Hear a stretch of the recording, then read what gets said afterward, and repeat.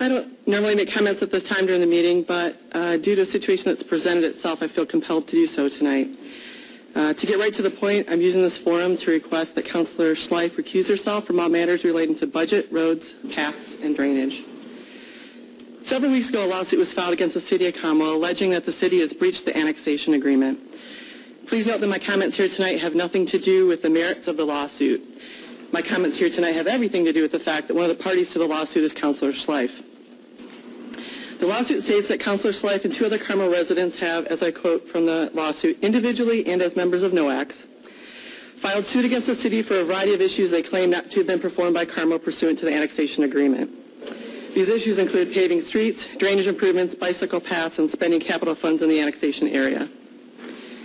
Councilor Schleif and two other parties have requested an injunction against paying property taxes, as well as damages, not to exceed 1.25 times the taxes collected by the municipality for the plaintiff's property located in the annexation area.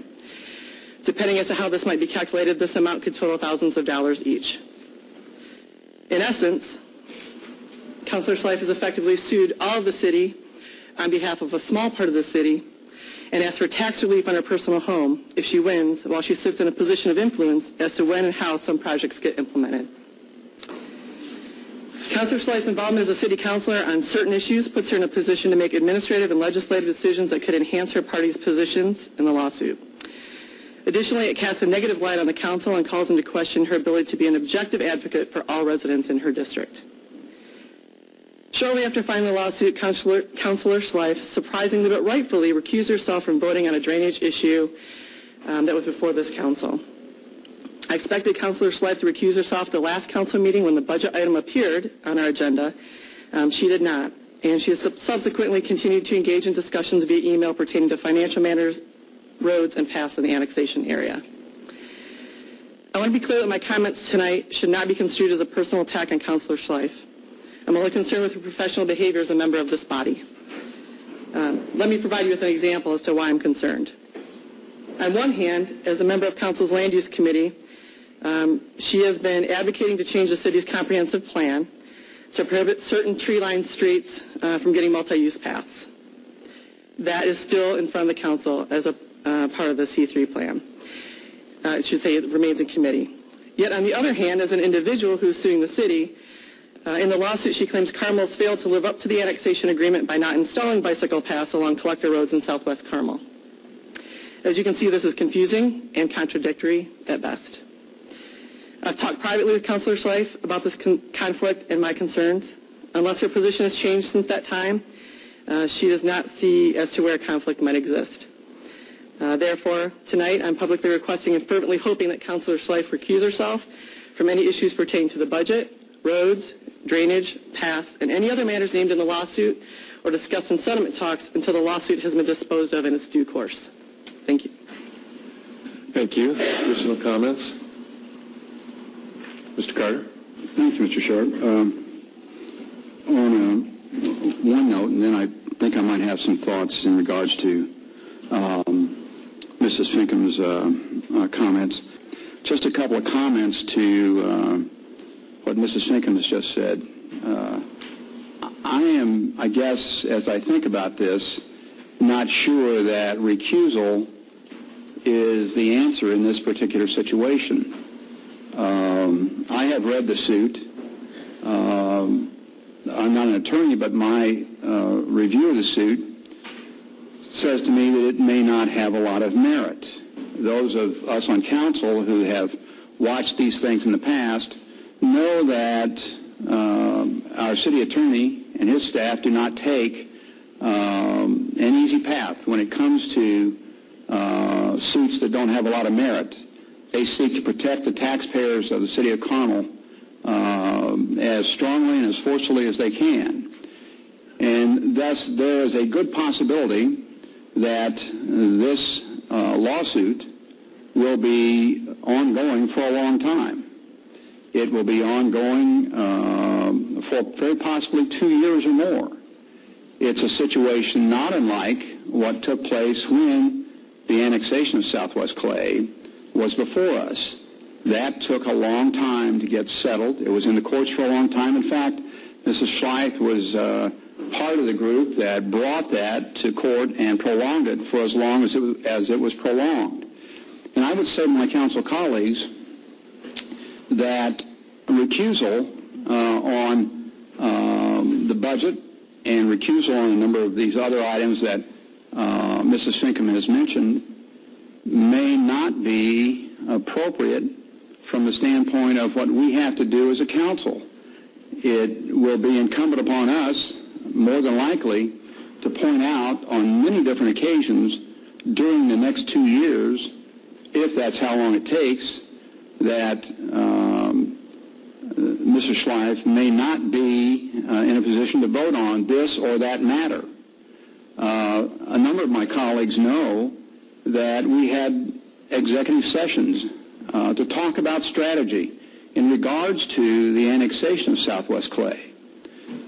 Obviously, Mrs. Schleif would have to recuse herself from those meetings. We could not discuss strategy when a plaintiff representative who stood to gain personally from the lawsuit was going to be sitting in on those strategy sessions.